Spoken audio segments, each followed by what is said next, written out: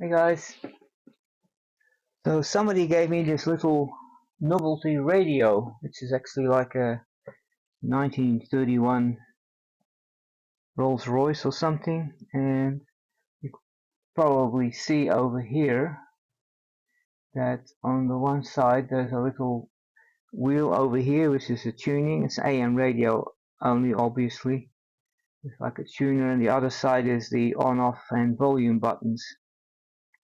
And I don't know when this thing was made, but apparently it was sold by Radio Shack at some stage, and it's old enough for it to have a little thing on there that says 5 transistor.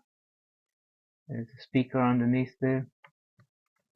So it's certainly quite a while ago that they were advertising radios with the number of transistors in them. This was a modern device that would just have a few chips in there, and that would be it. In any case, so it is not working, and I have hooked it up to a power supply. There is a battery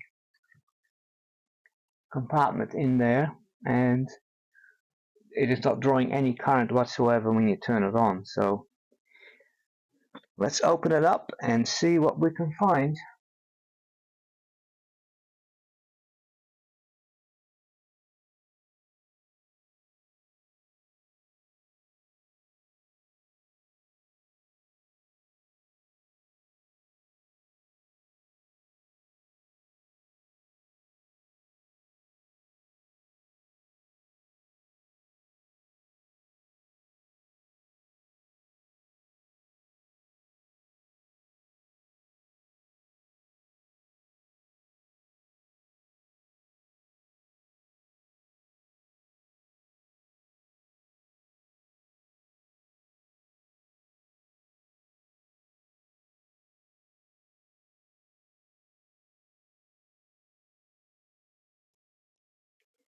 Alright, so it says on there made in Japan, so it's obviously of an era before everything was made in China like today.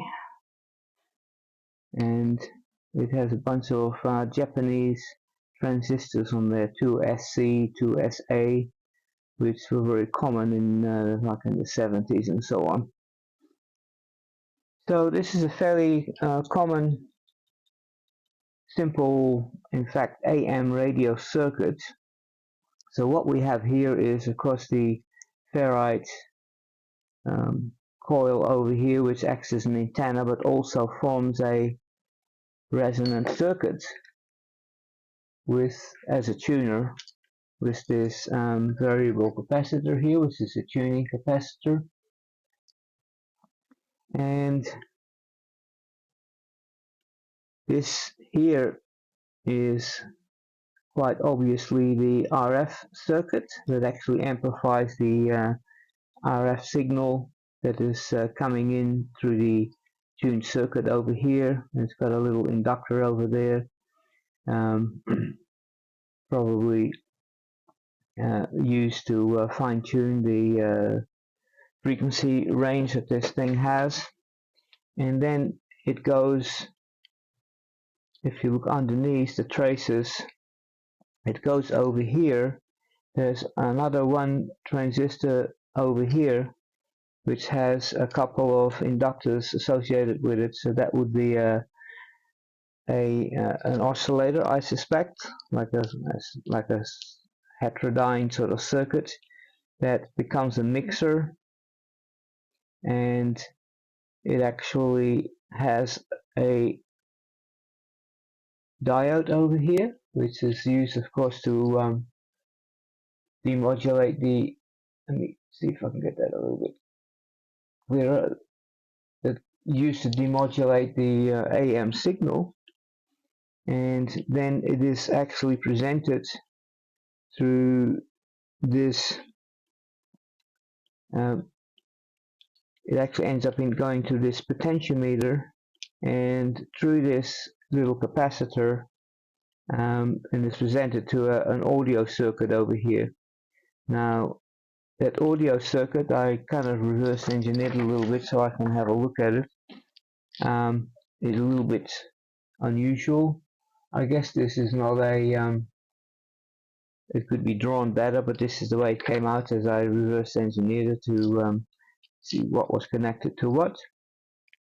So it has a double, it's a PNP and an NPN transistor over here that is actually amplifying pre-amplifying the signal, and then there's an NPN transistor over here which is actually, and it's deriving some something through a 100 ohm resistor, and I'm not sure, that part of the circuit I didn't actually analyze, so it's getting some voltage from there somewhere. And this section here is actually connected to the plus 9 volt to the battery, and that means that this 32 ohm speaker is actually a part of the circuit. So what we can find out is, first of all, to see where the, let's turn it over, this,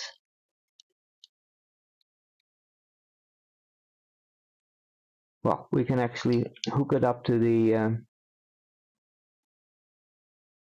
let's bring in the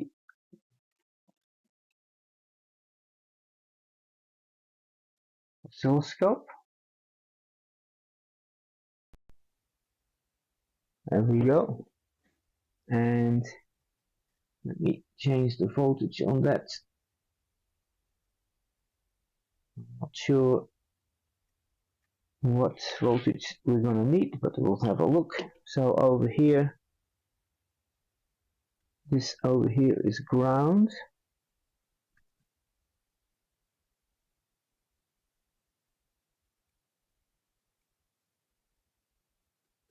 Okay, let me do that in a different way. It'll be better to do it like that.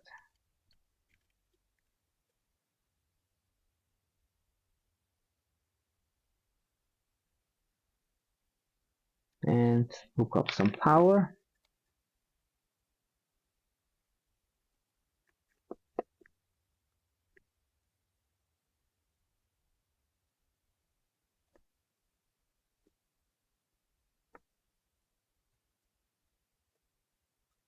This is negative, and this is positive. Turn it on.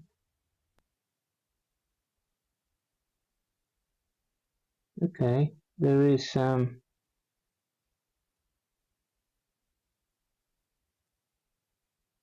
tuner is working. You see there's a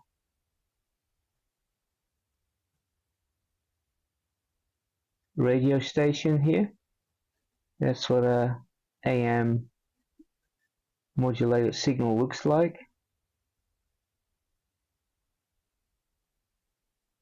So that part of the circuit is obviously working.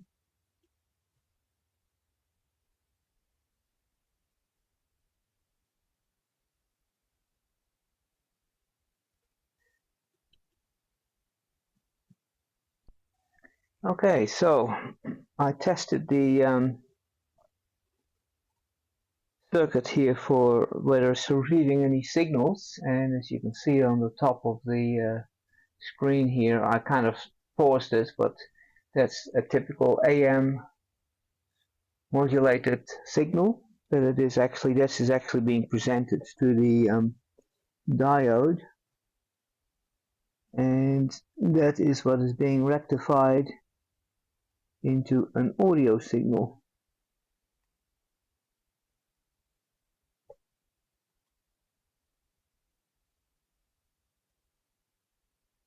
And this is kind of the resulting audio signal. This is not, I may not actually be on a channel exactly because I don't know.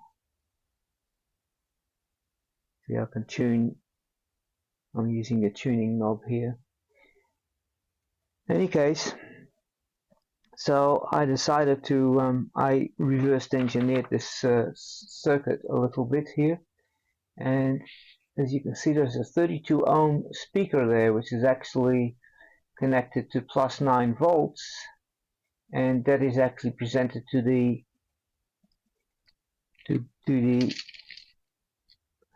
transistor over here, output transistor, and I was not measuring any voltages there,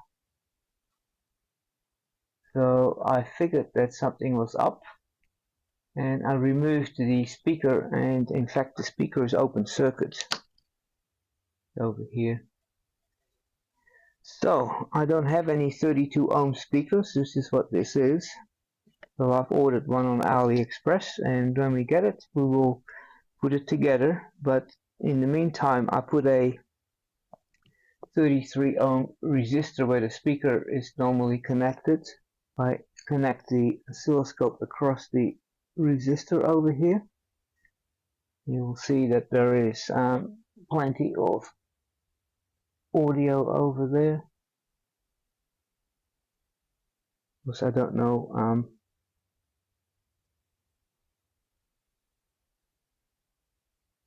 it's the volume control. Anyway, so presumably if I put a new speaker in there we will be in business, so we will have to have a look.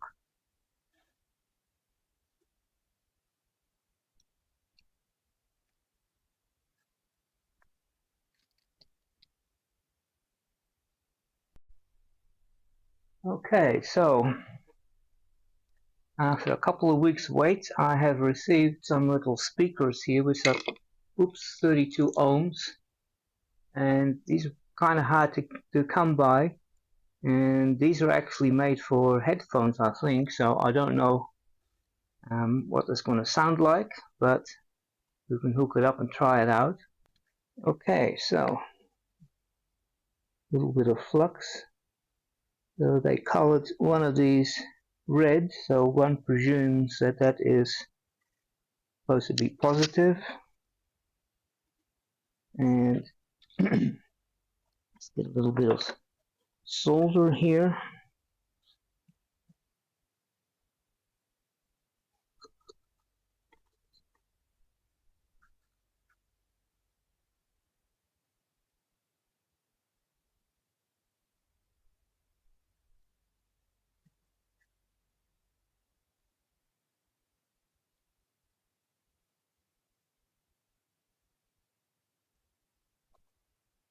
Right, and a little piece of wire over here.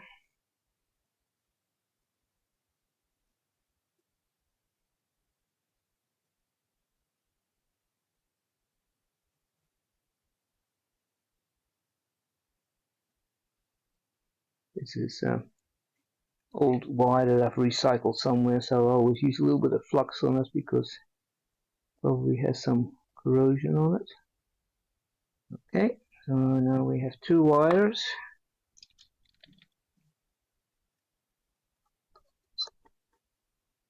And this little speaker actually ends up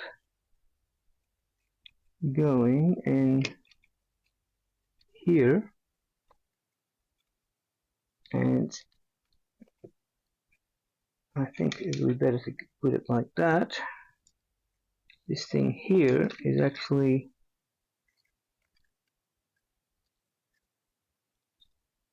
going in like that, and oh no, actually I'll take that back. Let's put these wires on this side here, and that's going to go like that. So if I make the wires, it's going to be soldered on there, so if I make the wires about that long, that should be plenty long enough.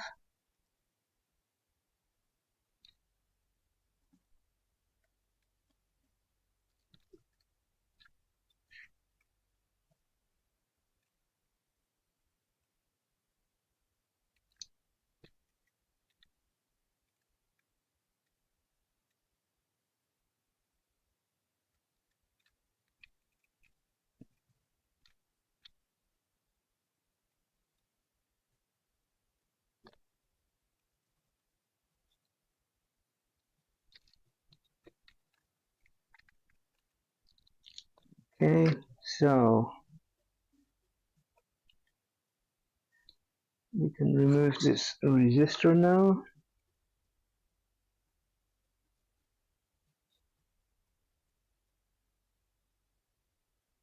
It's old phenolic resin PCBs. They sure stink when you solder on them.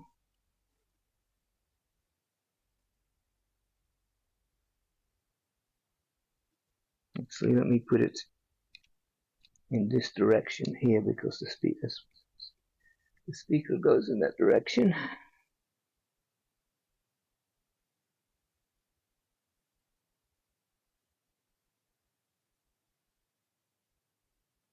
That's one.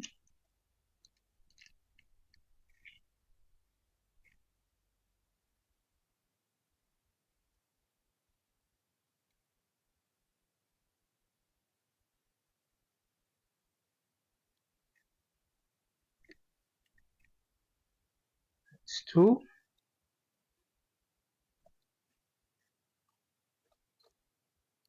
So, if we turn it on, it should actually have some sound coming out already.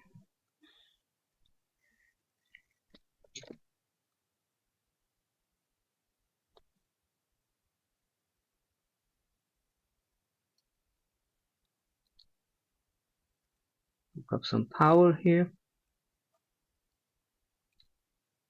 I'm using the bench power supply rather than a battery. So that's off. Apply power. Turn it on.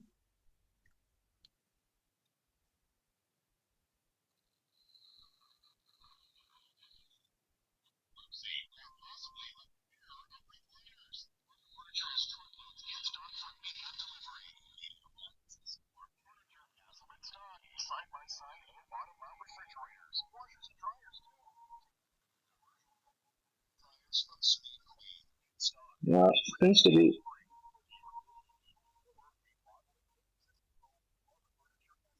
to be working. Now there's a lot of interference there because, on the workbench here with all those equipment running, it'll probably have that. So let's put it back together and see what it sounds like when the speaker is mounted in this little frame.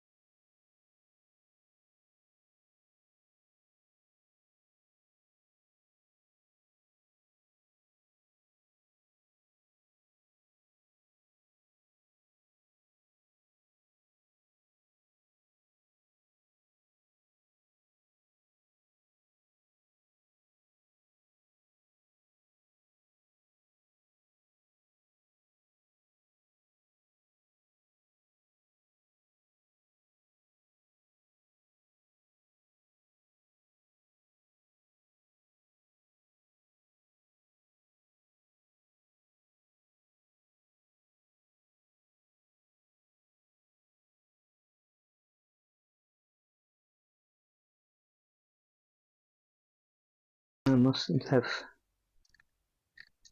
soldered that wire on too well because it came off.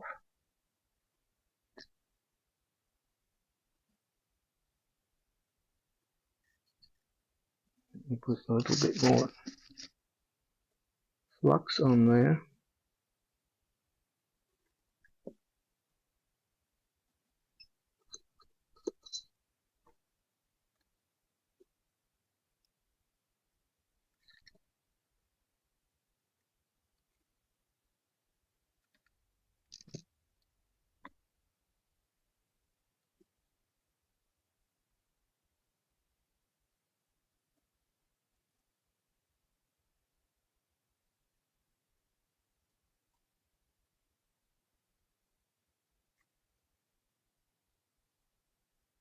I think I need to put some fresh solder on there because I think that old solder is not taking too good.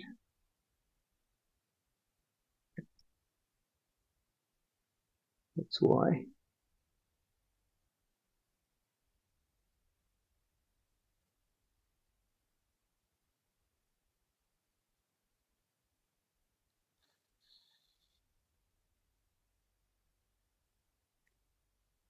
think that's better.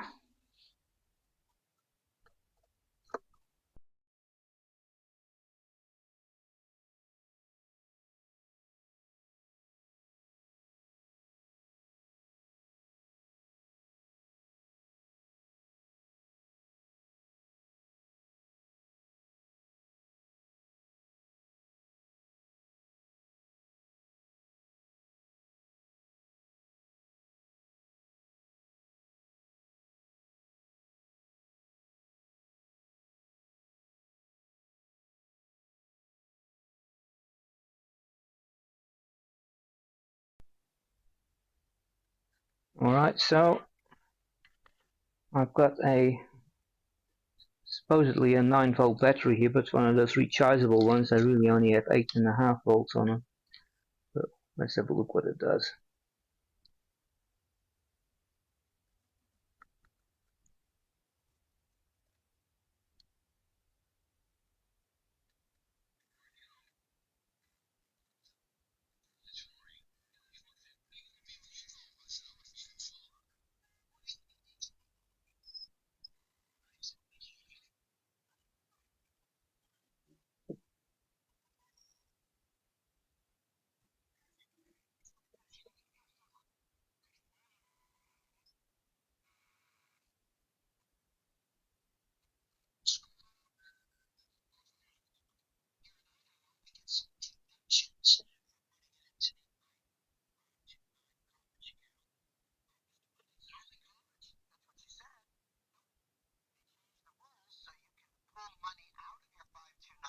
With no income tax, as long again as the money's used for education. But now you can use it between K1 and K12. Okay, well, it is working, but as I said, that little speaker is meant to be for headphones, and it is not very loud, and a little bit sort of doesn't have much bass, but it is working. Maybe I'll have a look if I can find a better speaker at some stage. They're a bit hard to come by, 32 ohm speakers. And so, anyway, it is working. Let's for now, let's put it back together.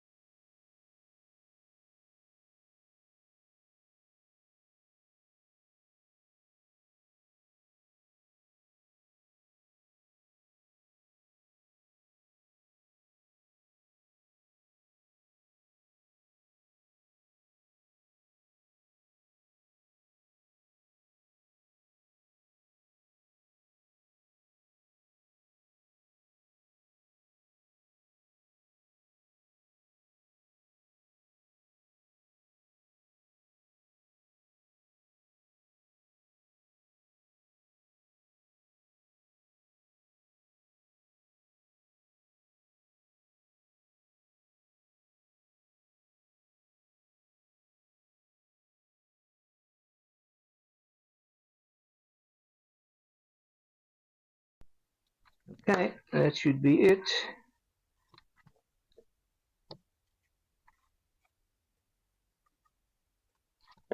This is the tuning, and that's the turn it off. That's the volume control. And it rolls, the little wheels. Okay, so other than looking for a better speaker, it is working. Okay, so that's it for now, and I'll see you guys in the next video.